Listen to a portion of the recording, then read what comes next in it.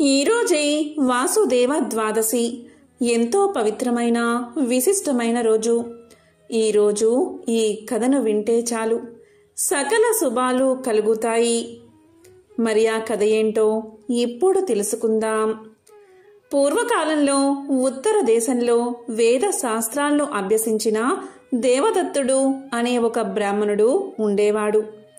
అతనికి సంతానం లేదు. అందుకు ఆ బ్రాహ్మణుడు సంతానం గురించి త్రిలోక్య పావనుడైన విష్ణుమూర్తి గురించి ఘోర తపస్సు చేయడానికి ఒక మహా అరణ్యానికి వెళ్లి ఒక గుంట వద్ద కూర్చుని ఘోర తపస్సు చేయడం ప్రారంభించాడు. బ్రాహ్మణుడి తపస్సుకు మెచ్చిన శ్రీమన్నారాయణుడు ప్రత్యక్షమయ్యాడు. ఇలా అడిగాడు, ఓ బ్రాహ్మణుడా, ఎందుకు నీవు ఇంత ఘోరమైన తపస్సు చేస్తున్నావు అని అడగగా బ్రాహ్మణుడు ఇలా సమాధానం చెప్పాడు. ఆ శ్రీమన్నారాయణుడికి ప్రదక్షిణ నమస్కారాలు చేసి, ఓ మహావిష్ణు, నీ పాదాలను దర్శించడం వల్ల నా జన్మ సఫలమైనది, నేను కృతజ్ఞుణ్ణి అయ్యాను అని అనేక విధాలుగా స్వామిని స్తోత్రం చేశాడు. ఆ బ్రాహ్మణుడు చేసిన స్తోత్రానికి మహావిష్ణువు ఎంతగానో మెచ్చుకుని, ఓ బ్రాహ్మణోత్తమా, నీకు ఏం వరం కావాలో కోరుకో అని అడిగాడు. దానికి దేవదత్తుడు ఇలా సమాధానం చెప్పాడు, ఓ వాసుదేవా, పుత్రులు లేని వారికి గతి లేదు అని ధర్మశాస్త్రాలు చెబుతున్నాయి కదా, కాబట్టి నాకు పుత్రుడు కలిగేటట్లుగా అనుగ్రహించు తండ్రి అని ప్రార్థించాడు. దానికి శ్రీ మహావిష్ణువు ఇలా పలికాడు, ఆయువు లేని కుమారుడినైనా లేదా విధవ అయినా కుమార్తెనైనా ప్రసాదిస్తాను. ఆ ఇద్దరిలో నీకు ఎవరు ఇష్టమో చెప్పు అని అడిగాడు. దానికి దేవదత్తుడు, స్వామి, నేను ఇంటికి వెళ్ళి నా భార్యను అడిగి తెలుసుకుని వచ్చి చెప్తాను అని స్వామికి చెప్పి దేవదత్తుడు ఇంటికి వెళ్ళి భార్యను అడుగుతాడు. భార్య ఎంతగానో ఆలోచించి ఇలా సమాధానం చెప్తుంది, విధవ అయినా కూతురు కలిగేటట్లుగా వరం కోరుకోండి అని భర్తకు సలహా ఇస్తుంది. దేవదత్తుడు మరలా ఆ గుంట వద్దకు వచ్చి శ్రీహరికి నమస్కారం చేసి కుమార్తె కలిగేటట్లుగా వరం ఇవ్వమని కోరతాడు. అప్పుడు శ్రీహరి అలాగే, నీకు కూతురు కలుగుతుంది అని ఆశీర్వదించి అంతర్ధానమవుతాడు. తరువాత దేవదత్తుడు ఇంటికి వెళ్ళి సుఖంగా కాలాన్ని కొనసాగిస్తున్నాడు. కొద్ది రోజులకు దేవదత్తుని భార్య గర్భవతి అవుతుంది. 10వ నెలలో ఒక కుమార్తెకు జన్మను ఇస్తుంది. ఆ బాలిక రోజురోజు వృద్ధి చెందుతూ ఉంటుంది. వివాహకాలం వచ్చిన తర్వాత ఆమె తండ్రి అయిన దేవదత్తుడు ఒక బ్రాహ్మణుడికి ఆమెను ఇచ్చి వివాహం జరిపిస్తాడు. ఇలా పెళ్లి జరిగిన 2-3 నెలలకే ఆమె భర్త చనిపోతాడు. తరువాత కొద్ది రోజులకే ఆమె తల్లిదండ్రులు కూడా చనిపోతారు. తరువాత విధవ అయిన ఆమె తన తండ్రి ఇంటిలోనే ఉంటూ ధర్మం చేయకుండా ఇంటికి వచ్చే భిక్షకులకు నాస్తి నారాయణ నాస్తి నారాయణ అని చెబుతూ భిక్షం పెట్టకుండా కఠినురాలై ఉండేది. ఇది ఇలా ఉండగా ఒకరోజు శ్రీ మహావిష్ణువు తన మనసులో ఇలా అనుకున్నాడు, ఈ విధవ ఎంత దయలేనిది, అయినా కూడా నారాయణ స్మరణాన్ని మాత్రం వదలకుండా చేస్తుంది అని ఎంతగానో సంతోషించి ఒకరోజు బ్రాహ్మణుడి రూపాన్ని ధరించి ఆ విధవ స్త్రీ ఇంటికి వచ్చి భిక్షం పెట్టమని అడుగుతాడు. దానికి ఆ నిర్దయురాలు నాస్తి నారాయణ అని చెప్తుంది. వెంటనే ఆ బ్రాహ్మణ వేషం ధరించిన వైకుంఠధాముడు ఇలా పలుకుతాడు, అమ్మా, ప్రాతకాలముందు అతిథి వచ్చిన వేళలో అవమానించవచ్చా అని అంటాడు. దానికి ఆ విధవ కోపంతో బ్రాహ్మణ వేషం వేసుకుని వచ్చిన జగత్ రక్షకుని భిక్ష పాత్రలో తాను ఇల్లు అలుకుతున్న పాత గుడ్డను విసిరేసింది. వెంటనే ఆ బ్రాహ్మణుడు అవతలకు పోయి తను భిక్ష ఎత్తుకునే పాత్రలోకి చూడగా ఆ గుడ్డలో ఒక చిన్న కంది గింజ ఉంది. వెంటనే శ్రీమన్నారాయణుడు ఆ కంది గింజను నెలలో పాతిపెట్టి వైకుంఠానికి వెళ్ళిపోయాడు. తరువాత కొద్ది రోజులకు ఆ కందిగింజ పెద్ద చెట్టుగా ఆకులు, పువ్వులు, కాయలతో నిండి ఉంది. ఇలా జరుగుతూ ఉండగా కొన్ని రోజులకు విధవ చనిపోయి పురుగు జన్మ ఎత్తి ఆ కంది చెట్టుపై ఆకులను తింటూ ఉండేది. తరువాత కొద్ది రోజులకు జగన్నాథుడు అయిన శ్రీమన్నారాయణుడు మహాలక్ష్మితో కలిసి పురుగు ఉన్న స్థలానికి వచ్చి, ఓ కీటకమా, బాగున్నావా అని అడిగిన వెంటనే కీటకం ఇలా సమాధానం చెప్తుంది, జగదీశ్వర, నీకు తెలియని విషయం ఏముంటుంది, ఇలా ఈ ఆకులను తింటూ ఈ చెట్టుపైనే బతుకుతున్నాను అని పలుకుతుంది. అప్పుడు లక్ష్మీదేవి భర్త అయిన మహావిష్ణువును చూసి, ఓ ప్రాణనాథ, ఈమెకు ఈ పురుగు జన్మ రావడానికి కారణం ఏమిటి అని అడగగా నారాయణమూర్తి ఇలా చెప్పడం ప్రారంభించాడు. ఆ పురుగు విధవ స్త్రీగా ఉన్నది. మొదలు దానికి పురుగు జన్మ కలిగే వరకు జరిగిన కథనంతా శ్రీ మహాలక్ష్మికి వివరంగా తెలియచేశాడు. అప్పుడు మహాలక్ష్మీదేవి ఎంతగానో బాధపడి, నారాయణ, ఈ పురుగుకు విముక్తి ఎప్పుడు లభిస్తుంది అని అడగగా విష్ణుమూర్తి ఇలా సమాధానం చెప్తాడు, ఓ శ్రీ మహాలక్ష్మి, ఈ పురుగుకు ద్వాదశి రోజు చేసిన వ్రత ఫలితాన్ని కొంచెం ఇస్తే ఈ పురుగు జన్మ తొలగిపోతుంది అని చెప్పిన వెంటనే శ్రీ మహాలక్ష్మీదేవి ఆ ద్వాదశి ఫలాన్ని ఆ పురుగుకు ఇచ్చింది. వెంటనే ఆ పురుగు స్త్రీ రూపాన్ని ధరించి శ్రీ లక్ష్మీనారాయణలకు ప్రదక్షిణ నమస్కారాలు చేసి లక్ష్మీదేవితో ఇలా పలుకుతుంది, ఓ జగజ్జనని, ఈ వ్రతాన్ని నేను కూడా చేస్తాను. ఈ వ్రతం యొక్క కథను వివరించండి అని అడగగా లక్ష్మీదేవి ఇలా చెప్తుంది, ఈ కథను భక్తి శ్రద్ధలతో విన్నవారికి, చదివిన వారికి అన్ని పాపాల నుండి విముక్తి, ఉత్తమ ఫలితాలు కలుగుతాయి. ఆ కథ ఏంటి అంటే, ఇక్ష్వాకు వంశంలో జన్మించిన త్రిశంకు మహారాజు భార్య పద్మావతి. ఆమె ప్రతిరోజు విష్ణువును పూజిస్తూ స్వామికి ధూపదీప నైవేద్యాలను సమర్పిస్తూ కొన్ని సంవత్సరాలు నారాయణ నామస్మరణాన్ని జపిస్తూ గడిపింది. ఒక ద్వాదశి రోజున పద్మావతి విష్ణువును ఆరాధించి విష్ణుమూర్తి విగ్రహం ముందే నిద్రించింది. ఆమెకు అప్పుడు ఒక కల వచ్చింది. ఆ కలలో జగన్నాథుడు ప్రత్యక్షమై, పద్మావతి, ఏం కావాలో కోరుకో అన్నాడు. అప్పుడు పద్మావతి ఇలా కోరుకుంది, స్వామి, విష్ణు భక్తుడు, సార్వభౌముడు అయ్యే కొడుకు కావాలి అని కోరుకుంది. అప్పుడు విష్ణువు ఆమెకు ఒక పండును ఇచ్చి తినమని చెప్పి అంతర్ధానమయ్యాడు.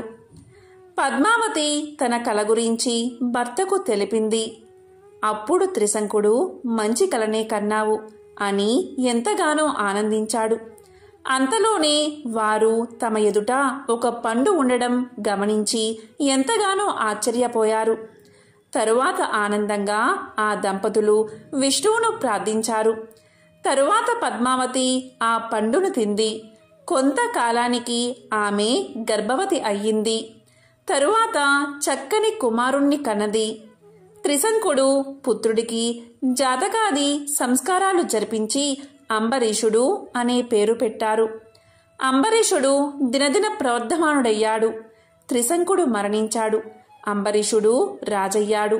కొంతకాలం రాజ్యాన్ని పాలించి తరువాత రాజ్యభారాన్ని మంత్రులపై వేసి అంబరీషుడు తపస్సు చేసేందుకు అడవులకు వెళ్ళాడు. అష్టాక్షరి మంత్రాన్ని జపిస్తూ హరికోసం ఘోరమైన తపస్సు చేశాడు. కొంతకాలం తపస్సు చేసిన తర్వాత హరి ఇంద్రుడి రూపంలో ఐరావతాన్ని ఎక్కి అంబరీషుడు ముందు సాక్షాత్కరించాడు.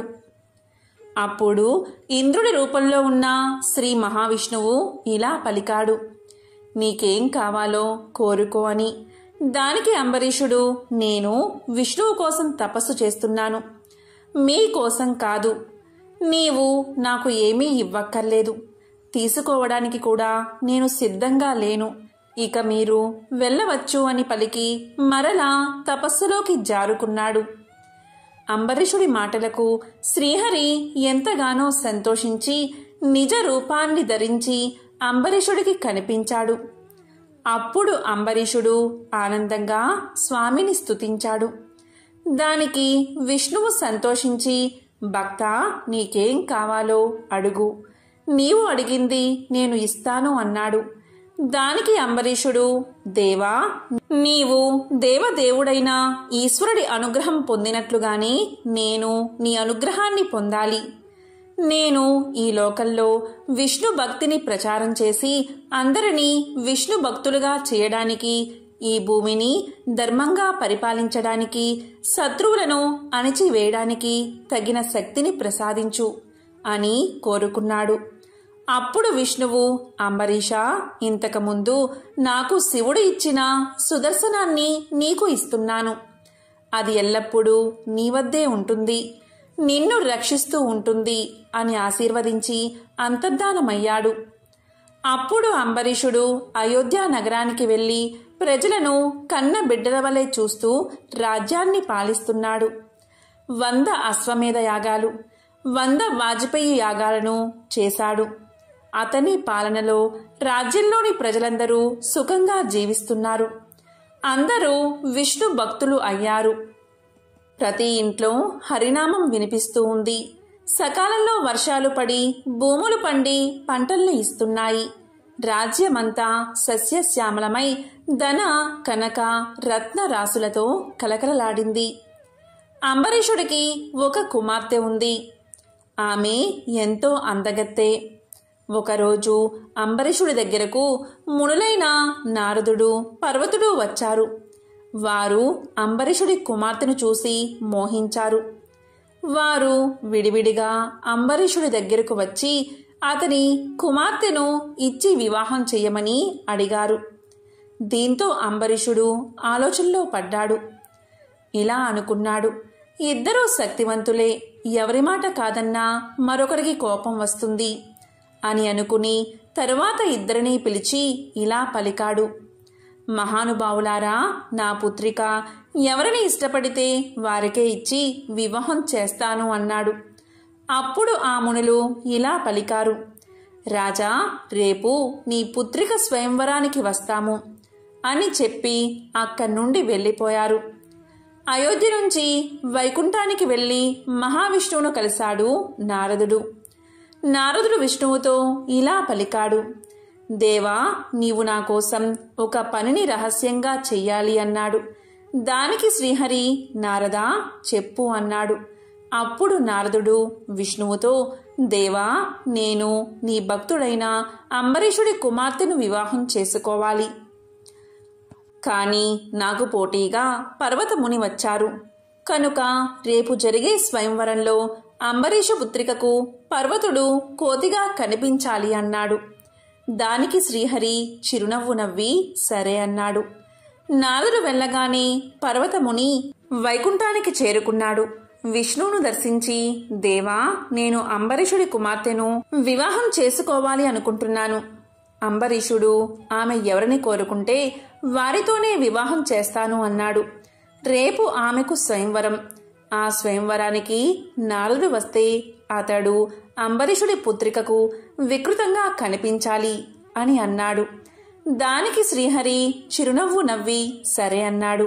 అంబరీషుడు తన పుత్రిక అయిన శ్రీమతికి స్వయంవరాన్ని ఏర్పాటు చేశాడు. దానికి నారదుడు, పర్వతుడు వచ్చారు. అంబరీషుడు తన కుమార్తె అయిన శ్రీమతికి నారదుడు పర్వతముళ్ల కోరికలను తెలిపి వారిలో నీకిష్టమైన వారిని వరించు అని చెప్పాడు. తరువాత శ్రీమతిని అంబరీషుడు స్వయంవర సభకు తీసుకుని వచ్చాడు. శ్రీమతి ఒక వరమాలను ధరించి వచ్చిన వారిని చూస్తూ వెళ్ళింది. తరువాత ఆమె తండ్రితో ఇలా పలికింది, తండ్రి, నాకిక్కడ మునులు కనిపించడం లేదు. ఒకరు వానరముఖం, మరొకరు కొండంగి ముఖం కలిగి ఉన్నారు. వారి మధ్యలో సుందరమైన యువకుడు నాకు కనిపిస్తున్నాడు. అతడు తన కుడి చేతిని ఊపుతూ నన్ను రమ్మంటున్నాడు. నేను అతగాడినే వరిస్తాను అని వరమాలను తీసుకువెళ్లి ఆ సుందరాంగుడి మెడలో వేసింది. సుందరుడైన ఆ హరి శ్రీమతిని తీసుకుని తన లోకానికి వెళ్ళిపోయాడు. అప్పుడు నారదుడు, పర్వతుడు, విష్ణువు తమని మాయ చేశాడు అని అనుకుంటూ వైకుంఠానికి వచ్చారు. వారి రాకను గమనించిన విష్ణు శ్రీమతిని రహస్య ప్రదేశంలో దాక్కోమని చెప్పాడు. ఆమె అలాగే దాక్కుంది. నారదుడు విష్ణు వద్దకు వచ్చి నమస్కారం చేసి ఇలా అన్నాడు: స్వామి, మీరు నన్ను మోసం చేశారు. నేను పర్వతుడి ముఖాన్ని కోతి ముఖం చెయ్యమని అడిగితే నీవు నా ముఖాన్ని కూడా మార్చేశావు అన్నాడు. దానికి విష్ణువు, దీంట్లో నా తప్పేమీ లేదు. నీవు అడిగినట్లే పర్వతుడు కూడా వచ్చి నీ ముఖాన్ని మార్చమన్నాడు. నేను మీ ఇద్దరూ కోరిన విధంగానే చేశాను అన్నాడు. అప్పుడు ఇలా అన్నాడు నారదుడు: నీవు మమ్మల్ని అంద వికారాలుగా మార్చి అంబరీషుడి పుత్రికను తీసుకుని వచ్చావు. ఇది అన్యాయం కదా అని అన్నాడు. అప్పుడు విష్ణువు నవ్వి, దీనిలో అన్యాయం ఏముంది? స్వయంవరంలో శ్రీమతి నన్ను వరించింది, అందుకే ఆమెను గ్రహించాను అన్నాడు. దీంతో నారదుడు, పర్వతుడు ఆలోచించి అంబరీషుడి వద్దకు వెళ్ళి ఇలా పలికారు: రాజా, నీవు మమ్మల్ని మోసం చేశావు. మా ఇద్దరిలో ఒకరికి ఇవ్వవలసిన కన్యను వేరే వారికి ఇచ్చావు. దేనికి నీవు ప్రతిఫలాన్ని అనుభవిస్తావు. నీకు మాయ వల్ల చీకటి ఆవరిస్తుంది అని శపించారు. కాని అంబరీషుడికి విష్ణువు ఇచ్చిన సుదర్శన చక్రం ఆ మాయను ఛేదించి చీకటిని తొలగించింది. తరువాత అది నారదుడు పర్వతమునుల వెంటపడింది. వారు భయపడి అక్కడి నుండి పారిపోయారు. కాని ఆ చక్రం వారిని వదల్లేదు. వారు అన్ని లోకాలకు తిరుగుతూ చివరికి విష్ణులోకమైన వైకుంఠానికి చేరుకుని విష్ణువును శరణు వేడారు. అప్పుడు విష్ణువు ప్రసన్నుడై చక్రాన్ని నివారించి, ఓ చక్రమా, వీరిద్దరూ కూడా నా భక్తులే, కనుక వీరిని వదిలిపెట్టు. ఈ అంబరీషుడి వంశంలో దశరథుడికి పెద్ద కొడుకుగా నేను అవతరిస్తాను. నా కుడి భుజం భరతుడు, ఎడమ భుజం శత్రుఘ్నుడిగా, ఆదిశేషుడు లక్ష్మణుడిగా జన్మిస్తారు. అప్పుడు లోక కళ్యాణం కోసం నేను నిన్ను ఉపయోగిస్తాను అని చెప్పగా సుదర్శన చక్రం తిరిగి అంబరీషుణ్ణి చేరుకుంది. నారదుడు, పర్వతుడు మునులుగా పరిశుద్ధులుగా జీవిస్తామని ప్రతిజ్ఞ చేశారు. అంబరీషుడు ప్రజలను చక్కగా పాలించి చివరకు వైకుంఠ ధామానికి చేరుకున్నాడు. ఎంతో పవిత్రమైన ఈ వాసుదేవ ద్వాదశి రోజు ఈ కథను వింటే చాలు. సకల శుభాలు కలుగుతాయి. జన్మల పాపాలు తొలగి కోటి జన్మల పుణ్యం కలుగుతుంది. వాసుదేవ ద్వాదశి శ్రీకృష్ణుడికి సంబంధించింది. వాసుదేవుడు అంటే శ్రీ మహావిష్ణువు.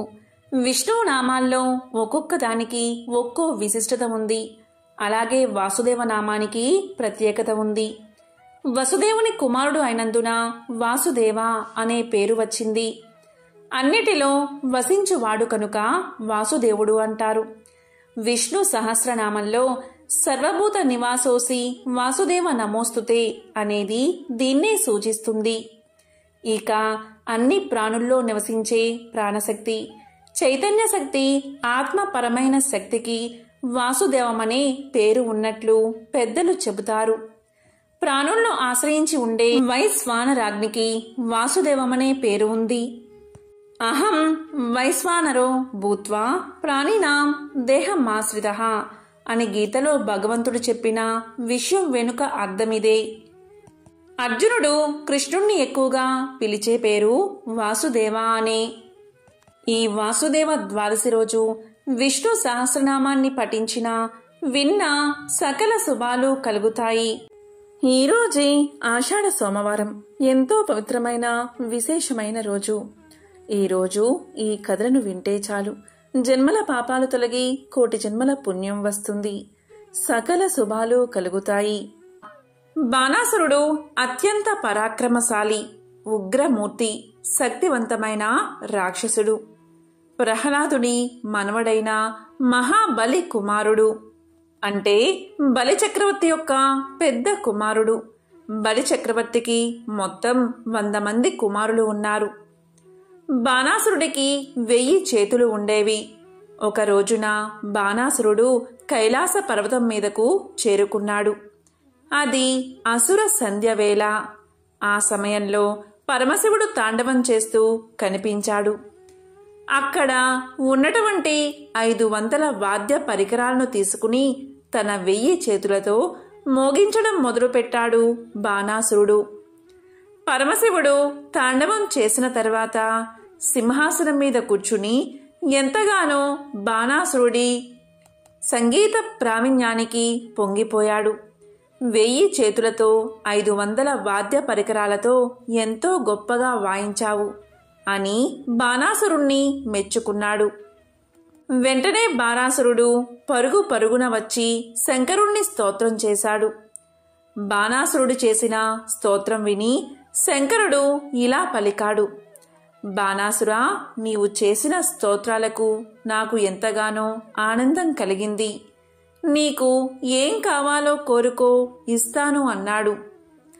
అప్పుడు బాణాసురుడు ఇలా చెప్పాడు: బాణాసురుల్లో ఉన్న అసుర ప్రవృత్తి బయటకు వచ్చింది. ఇలా కోరుకున్నాడు: ఈశ్వరా, నేను ఎప్పుడూ నీ పాదాలను ఆశ్రయించి ఉంటాను. నీవు మాత్రం నాకు ఒక ఉపకారం చేసి పెట్టాలి. పార్వతీదేవితో కలిసి నేను కోట లోపల ఉంటే నీవు నా కోట బయట కాపలా కాస్తూ ఉండాలి. ఇదే నా కోరిక. నీవు భక్తుల కోరికలు తీర్చడంలో పరవశుడువు అయిపోతావు కదా, అందుకని నా కోరిక తీరుస్తావా అని అడిగాడు బాణాసురుడు. అప్పుడు శంకరుడు బాణాసురుడి వైపు చిత్రంగా చూశాడు. కాని ఈశ్వరుడి కారుణ్యం చాలా గొప్పది. సరే, నీ కోరిక తీరుస్తాను అని సమాధానం చెప్పాడు. పార్వతీదేవితో కలిసి త్రిశూలం పట్టుకుని కోట బయట అటూ ఇటూ తిరగడం మొదలుపెట్టాడు శంకరుడు. శంకరుడితో పాటు ఆయన అనునాయులు అందరూ కూడా అక్కడికి చేరుకున్నారు. ఈ విధంగా శంకరుడు కోట బయట తన పరివారంతో ఉంటూ కోటను రక్షిస్తూ ఉండేవాడు. ఎప్పుడైతే పరమశివుడు బాణాసురుడి కోటకు కాపులాగా ఉన్నాడని తెలిసిందో ఇక బాణాసురుడి వైపు కన్నెత్తి చూసినవాడు లేడు. ఇదిలా ఉండగా ఒకరోజు కోట బయట కాపలా కాస్తున్న శంకరుడు వద్దకు వచ్చాడు బాణాసురుడు. ఇలా పలికాడు: శంకరా, ఆ రోజు నేను కోరిన కోరికను మన్నించి మీరు వచ్చి నా కోటకు కాపలా కాస్తున్నారు. కాబట్టే ఎవరూ వచ్చి నాతో యుద్ధం చేయడం లేదు. కానీ నాకు యుద్ధం చేస్తుంటే ఎంతో సంతోషంగా ఉంటుంది.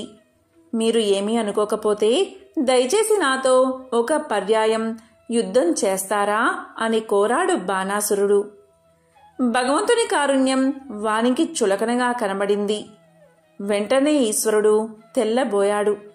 ఇలా పలికాడు: ఇప్పుడు ఈశ్వరుడికి ఒక ఇబ్బంది వచ్చింది. రక్షించవలసిన వాడు తానే. బాణాసురుడు అడిగిన కోరిక ప్రకారం శిక్షించవలసిన వాడు కూడా తానే. ఈ రూపంతో రక్షణ చేస్తూ ఈ రూపంతోటే శిక్ష వెయ్యాలంటే ఎలా సాధ్యం? కాబట్టి నాతో సమానమైన మరొకడు నీ దగ్గరికి వస్తాడు. వాని రాకకు గుర్తుగా నీ రథానికి ఉన్న జెండా కింద పడిపోతుంది. అప్పుడు నీకు తగిన యుద్ధం దొరుకుతుంది. అప్పుడు నీకు ఉన్న చింత తొలగిపోతుంది అని చెప్పాడు పరమేశ్వరుడు. పరమేశ్వరుడి మాటలు విని బాణాసురుడు ఎంతగానో సంతోషించాడు. ఆ రోజు కోసం ఎదురు చూస్తూ ఉన్నాడు. ఇప్పుడు శివుడు స్థితికారుడై కేశవుడిగా రావాలి. పురాణాన్ని అర్థం చేసుకుంటే అలా ఉంటుంది. అర్థం చేసుకోకపోతే శివకేశవులు కొట్టుకున్నారు అనిపిస్తుంది. ఇప్పుడు ఈశ్వరుడు ఒక చమత్కారం చేశాడు. బాణాసురుడికి మంచి యవ్వనంలో ఉన్న సౌందర్యవతి అయిన ఒక కుమార్తె ఉంది. ఆమె పేరే ఉషా. ఆమె ఒకరోజు రాత్రి నిద్రపోతూ ఉంది.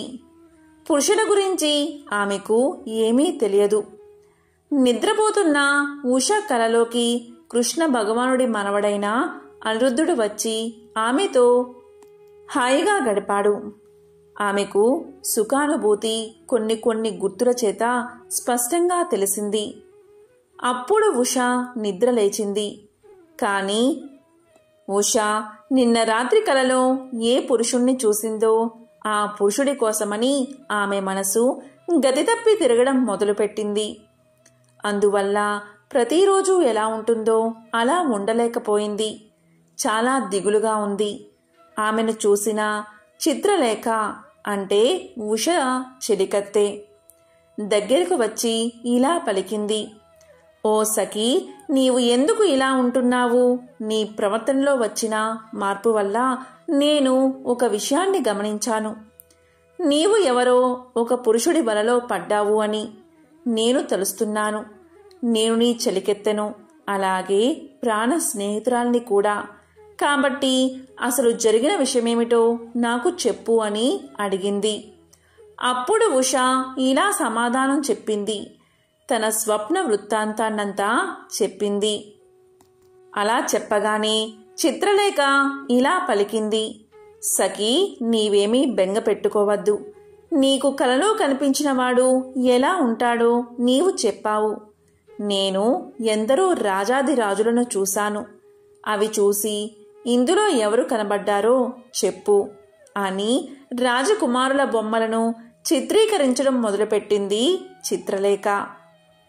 ఆ తర్వాత ఉషాదేవిని పిలిచి ఆ చిత్రాలను చూడమని చెప్పి వాళ్ళందరి గురించి పేరు పేరునా వివరించింది.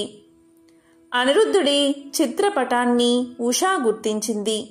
అప్పుడు చిత్రలేఖ ఇలా పలికింది. చూడు సఖీ, ఆయన పేరు అనిరుద్ధుడు.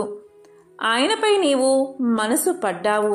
ఇప్పుడు నేను నీకు ఒక గొప్ప ఉపకారం చేస్తాను. నాకు కామరూప విద్య తెలుసు. అందుకని ఇవాళ రాత్రి నేను ద్వారకా నగరంలోకి ప్రవేశించి నిద్రపోతున్న అనిరుద్ధుణ్ణి అపహరించి తీసుకువచ్చి నీ హంసతూలిక మీద పడుకోబెడతాను. నీవు హాయిగా అతనితో ఉండు అని చెప్పి రాత్రికి రాత్రి బయలుదేరింది చిత్రలేఖ. బయట శివుడు కాపలాగా ఉన్నాడు. ఆమె వెళ్లడాన్ని చూసి కూడా ఊరికినే ఉన్నాడు. పరమశివుని వరాన్ని నిలబెట్టవలసిన వాడు అక్కడే ఉన్నాడు. శివకేశవుల ఇద్దరి మనసు ఒకటే. అందుకని అక్కడ కృష్ణ భగవానుడు అంటే ద్వారకలో కృష్ణ భగవానుడు తనకేమీ తెలియదు అన్నట్లుగా పడుకున్నాడు. చిత్రలేఖ అనిరుద్ధుని మందిరంలోకి ప్రవేశించింది. నిద్రపోతున్న అనిరుద్ధుడి మీద ఒక్కసారిగా సమ్మోహనంని ప్రయోగం చేసి అనిరుద్ధుణ్ణి తీసుకుని ఆకాశ మార్గంలో తిరిగి వచ్చేసి లోపలికి వెళ్ళిపోయింది. చిత్రలేఖ మరొక పురుషుణ్ణి తీసుకుని కోటి లోపలికి వెళ్లడం బయట కాపలా కాస్తున్న 3 కన్నులవాడు చూశాడు. అయినా ఏమీ అభ్యంతరం పెట్టలేదు. చిత్రలేఖ అనిరుద్ధుణ్ణి తీసుకుని వెళ్లి ఉషాదేవి మందిరంలో హంసతూలికా తల్పం మీద పడుకోబెట్టింది. ఇదంతా పరమాత్మ లీల, పరమాత్మ సంకల్పం. ఆయన ద్వారకలో కృష్ణుడిగా ఉన్నాడు, ఇక్కడ శివుడిగా ఉన్నాడు. ఒకే మూర్తి రెండుగా ఉన్నాడు. ఉషాదేవి తన ప్రియుణ్ణి గుర్తించింది. అనిరుద్ధుడు కూడా అభ్యంతరం చెప్పక ఆమెతో ఆటపాటలు మొదలుపెట్టాడు. వారిద్దరూ సంతోషంగా అలా అంతఃపురంలో కాలాన్ని గడిపేస్తున్నారు. నెలలు, సంవత్సరాలు కాలం గడిచిపోతుంది. కానీ కాలం ఎల్లప్పుడూ ఒకే రీతిగా ఉండదు కదా. ఉషాదేవి అందు గర్భిణీ చిహ్నాలు కనబడ్డాయి. ఈ విషయాన్ని పరిచారికలు వెళ్లి బాణాసురుడికి తెలియచేశారు. వెంటనే బాణాసురుడికి ఎక్కడలేని ఆగ్రహం వచ్చింది. ఎవరు ఈ తుంటరి పని చేసినవాడు అని ఉషాదేవి అంతఃపురానికి వచ్చి కూతుర్ని అడిగాడు. ఎదురుగా అనిరుద్ధుడు. వెంటనే బాణాసురుడు అనిరుద్ధుణ్ణి బంధించమని భటులను ఆజ్ఞాపించాడు. భటులు వెళ్లి అనిరుద్ధుణ్ణి బంధించడానికి ప్రయత్నించగా అనిరుద్ధుడు తన గదా ప్రావీణ్యంతో వారందరినీ పరిమారిస్తూ ఉన్నాడు. బాణాసురుడికి కోపం వచ్చి అనిరుద్ధుణ్ణి బాణపాశాలతో బంధించాడు. అలా బంధించబడిన అనిరుద్ధుడు ఇక కదల్లేక నిలబడిపోయాడు. ఇది చూసిన ఉషాదేవి విలపించింది. ఇదే సమయంలో అక్కడికి భటులు వచ్చి ఇలా పలికారు. ప్రభు, మీ రథం మీద ఉన్న జెండా విరిగి కింద పడిపోయింది అని చెప్పారు. అప్పుడు బాణాసురుడు ఇలా అనుకున్నాడు. తనతో యుద్ధం చేయడానికి ఎవరో వచ్చారు అని భావించి ఇన్నాళ్లకు నా కోరిక తీరబోతుంది అని అనుకుని అక్కడికి బయలుదేరాడు. అసుర వృత్తి ఎటువంటిదో చూడండి. వాడికి కూతురు గొడవ అక్కర్లేదు, యుద్ధమే కావాలి. ఈలోగా అక్కడ నారదుడు ద్వారకలో దిగాడు. ఏమీ ఎరగనివాడిగా వెతుకుతున్నట్లుగా నటిస్తున్నాడు కృష్ణుడు. నారదుడు కృష్ణుడితో అనిరుద్ధుణ్ణి బాణాసురుడు నాగపాశాలతో బంధించాడు అని, వెంటనే అతన్ని రక్షించవలసింది అని, దానికోసం వెంటనే బయలుదేరమని తెలియచేస్తాడు. ఇది విన్న తర్వాత బలరాముడు, కృష్ణుడు, సాత్యకి, ప్రద్యుమ్నుడు అందరూ కొన్ని కోట్ల సైన్యంతో నదులు పొంగి ప్రవహిస్తున్నాయా అన్నట్లుగా బయలుదేరి సునీతాపురం మీదకు యుద్ధానికి వచ్చారు. దీంతో బాణాసురుడికి ఎక్కడలేని సంతోషం వచ్చేసింది. వాడు శంకరుణ్ణి పిలిచి ఇలా పలికాడు: శంకరా, మీరు నన్ను రక్షణ చేయడానికే కదా నా కోటకు కాపలాగా కాస్తున్నారు. మీరు కృష్ణుడి కోట లోపలికి రాకుండా యుద్ధం చెయ్యండి. అప్పుడు మాత్రమే మీరు నాకిచ్చిన వరం నిలబెట్టినట్లు అవుతుంది. కాబట్టి ముందుగా మీరు యుద్ధం చేసి కృష్ణుడు తన పరివారంతో కోటలోకి రాకుండా ఆపవలసింది అని పలికాడు. శంకరుడు భక్త వత్సలుడు. భక్తుడికి ఇచ్చిన మాట తప్పడానికి వీలులేదు. కాబట్టి ఇప్పుడు శంకరుడు కృష్ణుడితో యుద్ధం చెయ్యాలి. కృష్ణుడి చేతిలో ఓడిపోవాలి. శంకరుడు భక్తవ శంకరుడు కాబట్టి నాతో యుద్ధం చేస్తున్నాడు అని కృష్ణ భగవానుడికి తెలుసు. యుద్ధం ప్రారంభమైంది. శివుడి యుద్ధం చేస్తున్నసేపు బాణాసురుడి జోలికి కృష్ణుడు వెళ్ళడానికి వీల్లేదు. తన వరం నిజం కావాలి అంటే కృష్ణుడి చేతిలో తాను ఓడిపోతే అవతల తాను ఇచ్చిన వరానికి మినహాయింపు ఇచ్చినట్లుగా అవుతుంది.